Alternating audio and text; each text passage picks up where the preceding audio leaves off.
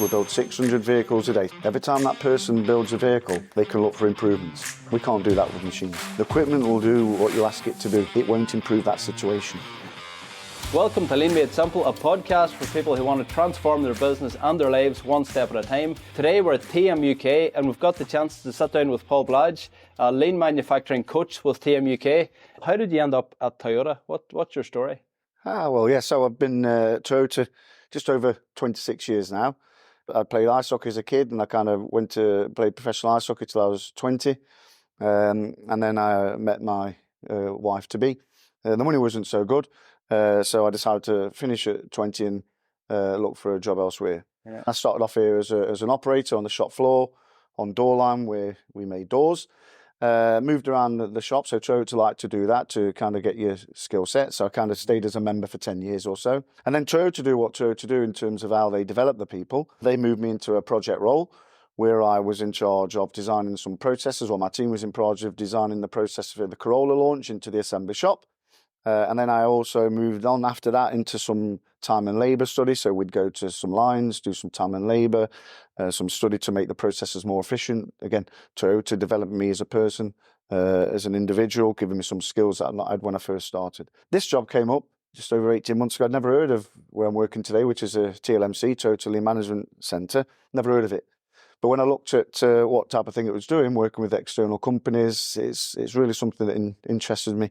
So I applied for the job, and luckily I ended up getting the job just September last year. Yeah. So Toyota has given you the opportunity to come in working on the floor to rise up to the leadership position you're in today. Yes, and I think, and again, it's kind of humbling, isn't it? If you really think back at 26 years ago, I was doing this. Yeah. And never kind of, without sounding too cool, never in my wildest dreams would I be dreaming of doing what I'm doing in this job. It's a privilege. Yeah. You never come to work, look at the clock. You only look at the clock, so you think, is that the time? Today's gone so fast. Yeah. So I think that's real good. It's a real good thing that you wake up looking forward to coming to work. So something I really liked yesterday, or on the last day we were here as well, was the path. That everybody can see a very clear path within Toyota for where they can go, and it's very visual.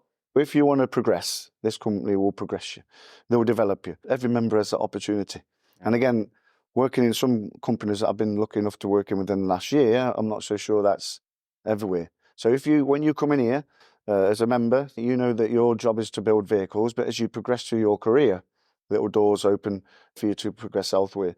You know, if you think of, I was employed, my wife had put this application form in to me to get employed to build a car. I never thought I'd be stood up here like last week, stood in front of you guys and girls in the role I'm in coaching. When you think about it, it kind of mind blowing that every person who comes in the door has that opportunity. And I use the example I used with you yesterday. So our executive vice president at TME, Marvin Cook. So he's the second highest guy in the whole of Europe. Started at Toyota Burnaston as an engineer. He's progressed his way through the ranks. That's what this company does. You said yesterday you were talking about the difference between internally promoting and externally hiring. Could you kind of let us peek behind the curtain of how Toyota thinks about that? Yeah, so in manufacturing, our strong preference is to develop our people to be leaders within our people. And what we mean by that, we're all about the culture, the Toyota way. And yes, in the past we've externally hired people, and there's been some very successful people who are still at the company. But there's also a proportion of those people who got externally hired into manufacturing roles who weren't so successful. And the reason that is, in my opinion, is that the culture, they've not been through that culture. You know, I speak about if you're a member and then you fast forward 20 years until you're managing people, I don't think they give you high fives or throws rose petals down, but when you're sitting in front of them talking about what their job is, they know you've done it. Yeah. And I think that really holds a lot of water. And I think, again, that's what we do. So to answer your question, yes, in the past we've externally hired into manufacturing. We still externally hire now into non-manufacturing areas. But in manufacturing, our preference is to develop our people within in order to grow the business. They've lived and breathed it however long they've been here. Why wouldn't you do that? Yeah. This is just an aside, but why do you call people that work here members? We've had a comment before, but it's kind of friendly, isn't it? You know, operator's almost robotic. Hey? Member is it's a softer adjective. It's something that people can relate to. Our managing director, Richard, is a member, and the guy or girl who's putting bolts into a door-on-door line is a member. We're all one unit. We're all one family. We all wear the same workwear. We're distinguished by a name. You know, you'll see, why do you know people's name? You asked me earlier. Well, it's on here. If I'm going round and I glance, I'll try and remember. So next time I see him, I can have that hello and use that person's name. It's a really small thing, but it goes a long way. I always remember an old boss who remained nameless.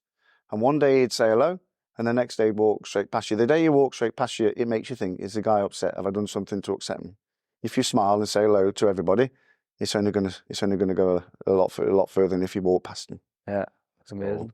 You said something yesterday that was really interesting. You said we have to earn the right to digitize. Yeah. Could you maybe expand on that and what that means?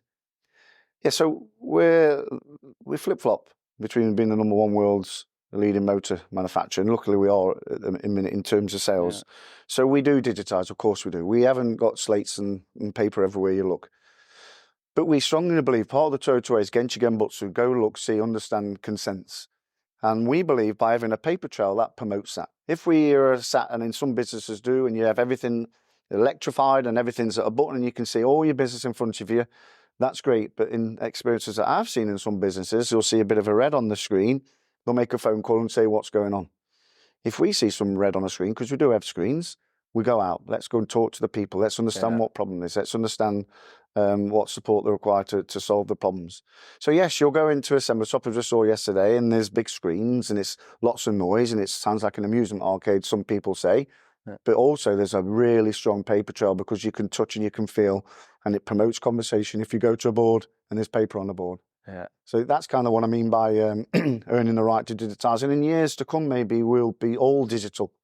And I know there's a strong push in certain sectors of business to go digital. Yeah. We make a conscious decision at Toyota to stay paperwork because it promotes, it kind of feeds the Toyota way. Yeah, it's obviously working anyway. Yeah, I think so. Oh, yeah. I know so. Without sounding too arrogant. Yeah. So, say in terms of automation versus manual work, where is the balance there with Toyota? How does Toyota stand with that? So, I think there's some process. So, you look at our weld operation; it's very highly automated with robots. It's difficult to get a human to weld with efficiency and with quality. If you look at our paint shop, it's highly automated. They're spraying paints onto a vehicle. It'd be kind of not such a right thing to do to kind of get a human to do that in terms of from a business perspective.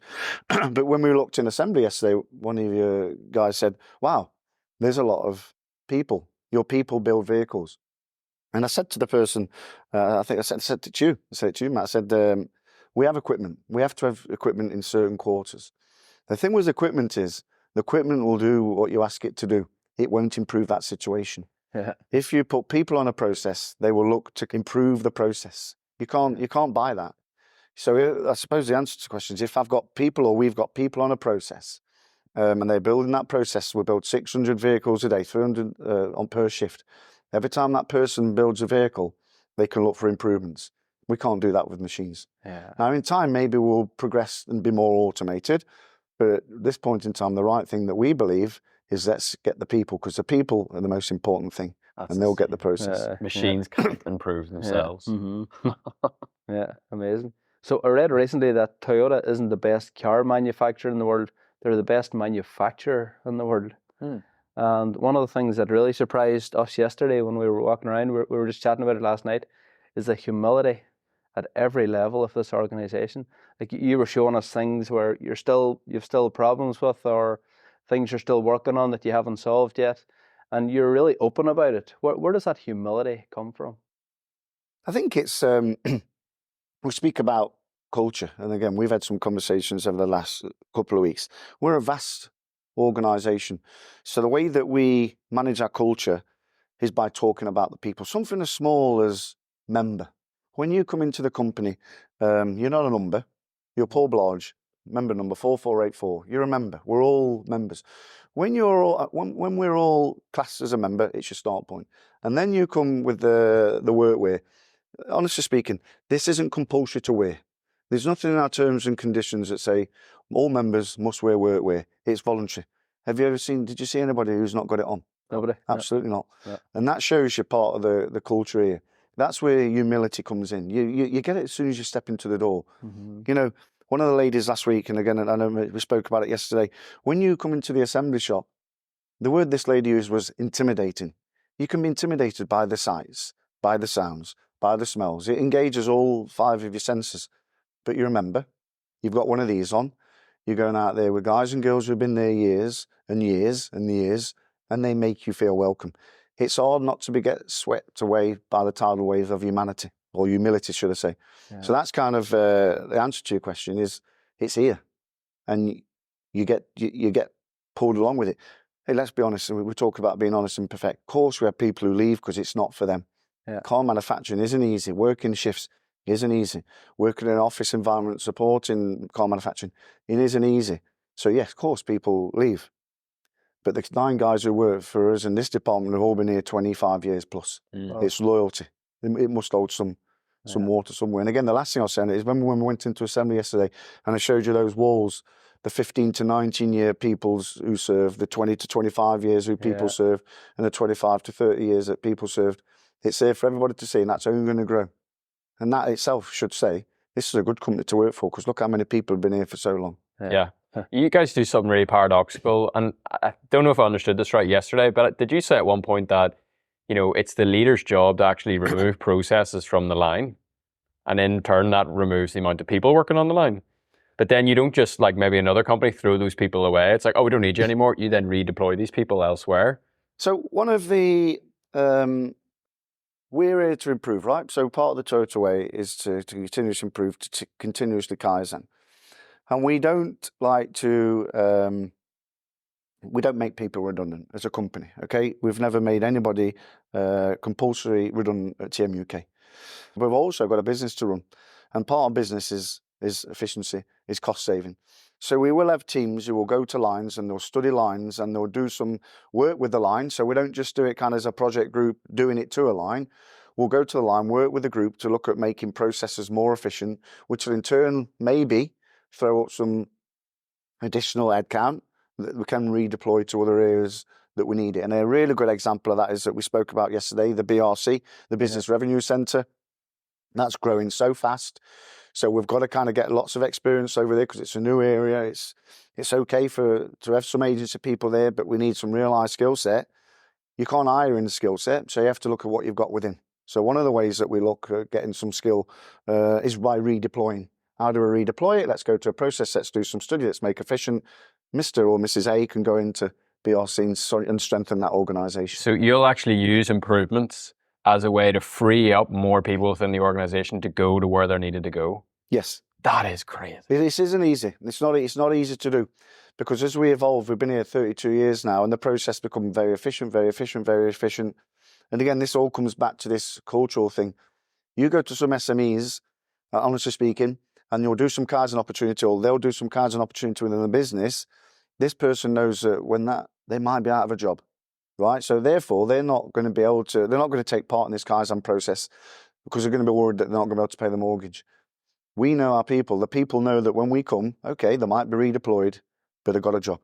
And that's the kind of, again, we keep talking about culture. It's one of these cultural things. You don't meet barriers when you go to that line to work with their people to make their processes efficient, because they know they've got a job. One of the questions I had before coming here 2 weeks ago was, because I've read it in all the books, there's been thousands of books written on Toyota, and in all the books it says that every single person continuously improves. And I was like, do they really? Do they actually improve? But you actually answered my question yesterday when you said, I think it's 2 kaizens per month that every member has to do. And it is unbelievable that every single person, like it says in the books, every single person they do have that kaizen mindset. They're always looking for tiny incremental improvements. And we seen it happening yesterday. How do you encourage 2,500 people to come up with improvements every month? So it's a good question. So we have what we call setting our people our expectation. If you don't set expectation to your people, you'll get some variable results back. So if I say to you 3 guys who are in front of me now, go kaizen. You might come back with 5, you might come back with 1, and this guy might say, I ain't got a clue what kaizen is. Yeah. If you say to the people, your job is to raise a minimum 2 kaizen per month as members, your team leader, please coach these people and give the people the time and the opportunity to raise 2 kaizens per month. And group leader, which is at my level, please give the team leader and coach the team leader the time for the members to do these 2 kaizens per month. It's all 3 levels of the organisation. It holds more water if the member knows that his team leader or the lady knows that his team leader is going to be supporting them, the group leader is going to support them, and ultimately my boss will support me in that as well. So it's all about this kind of layered confirmation and layered support system we have in place. And again, honestly speaking, at times it's difficult to get 2,500 people raise kaizens. Yeah. Honestly speaking, will everybody raise 2 a month? Absolutely not. I'll be lying and sitting here saying. Yeah. But if you don't set the expectation of your minimums you raise at 2 a month, you've not got no start point for development or coaching your people. Yeah. I must add that the vast majority of people raise a minimum 2 a month. Yeah. And that mindset's here, the challenge here, again, part this Toyota way. But if you don't set the expectation, you're only going to get a lower result than if you're setting on. You shared a really crazy stat yesterday about the number of people that work at Toyota versus other car manufacturers. Are you able to share that? I can't share the car manufacturer, but because that'd be unfair. But we use possibly 1/3 less people than one of our greatest rivals do to build similar vehicles, a similar number. 1/3 less. That's crazy, isn't it? And I think it's the members, and then it's kind of like if you use an analogy of a football or soccer team, the football players are the ones who make it happen. When you interview football or soccer players, they talk about the tea lady in the tea room, right? It's part of the bigger team. Yeah. So the guys and girls who are building the car, of course, they're the bread and butter. They're adding value to the business. But the support people, you know, when we went onto the shop floor yesterday, we went to the up and over kit that we'll see through your video. Yeah. It was broken down. The members were there helping, but they had the guys who built that there with them, supporting them. They don't just walk away. In some businesses, they'll build you a piece of equipment. I'm going to move on to the next thing. Yeah. Richard, the group leader, and his team was there yesterday supporting that member with an issue he had with equipment. It's all back to that culture again. This person knows if something breaks, someone's going to come to help me. I'm not going to be left on my own. Yeah. And that it's kind of one of the many things that make you want to work here, because you feel that people want to help. When you come over next month for the Lean Made Simple tour, you'll meet this guy called Paddy. And Paddy's famous for doing the work of 7 men in the woodworking department. Right, okay. I felt like yesterday I met about 20 Paddys. Okay. Who, you know, like the dashboards, like the way the dashboards were being made, we sat and watched this one woman build for probably like 10 minutes, and it was just like boom, boom, boom, boom, boom. And then she'd click something with her foot and it flips around. You're just kind of like, this is so efficient. It's remarkable. And you got to think is, again, it took a while for this penny to drop for me. These people, in their own way, or craftspeople. They know how to build a vehicle. Right. You look at them people yesterday, they're highly skilled individuals. This lady who's I saw you watching, her hands are going like hummingbirds' wings, but she's in control. She knows what she's doing. Of course, when she goes home, she knows she's had a shift, because it isn't easy to build vehicles. But they're all there, they're committed, they want to do the best for the company. Again, I keep coming back to it, probably overemphasize it, but it's part of this cultural thing that we have here. So Paul, this has been unbelievable. The tour yesterday, when I was here 2 weeks ago, my mind was absolutely blown. I couldn't sleep last night. My head was going at 100 miles per hour. I could tell that when you WhatsApped me at 11:15. Yeah. So for somebody watching this, you know, Toyota and the TPS and the Toyota way is this really complicated system. How can a business owner watching this implement these tools within their organization? The most important part for me of implementing lean into any business of any size is the leaders. If the leaders don't do it, you ain't got a chance. Yeah. There's some really good, strong organisations that we've got. There's one down in South Wales. One of your friends, Oliver Conger, he's a managing director of the business. Yeah. His people are bought into it because he's so enthusiastic about it. One thing that we see is leaders will say, I'm going to send 20 people on a course to Toyota. They'll do lean. They'll come back. I've ticked a box. I've done lean, and they'll leave it to it.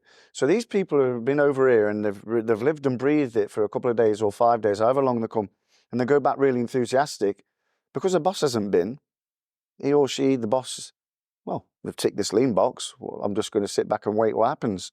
What happens then is that the people have no sense of direction. We're not setting that standard. We're not setting the expectation. They fall away because they've been on a course enthusiastic. They think the boss don't care. What does the boss do? This lean? I've sent them on a course and not even do it. I'm not even going to bother with it. Yeah. And that and you see that in so many businesses.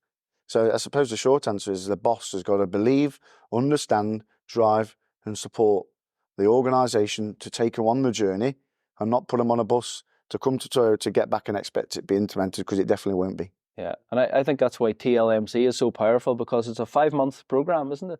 So yeah, there's a number of programs at TLMC, Total Lean Management Centre. So you can come on site and have some short-term training and take that back into your business. And that comes at a lower level understanding of lean to kind of a developed level of lean.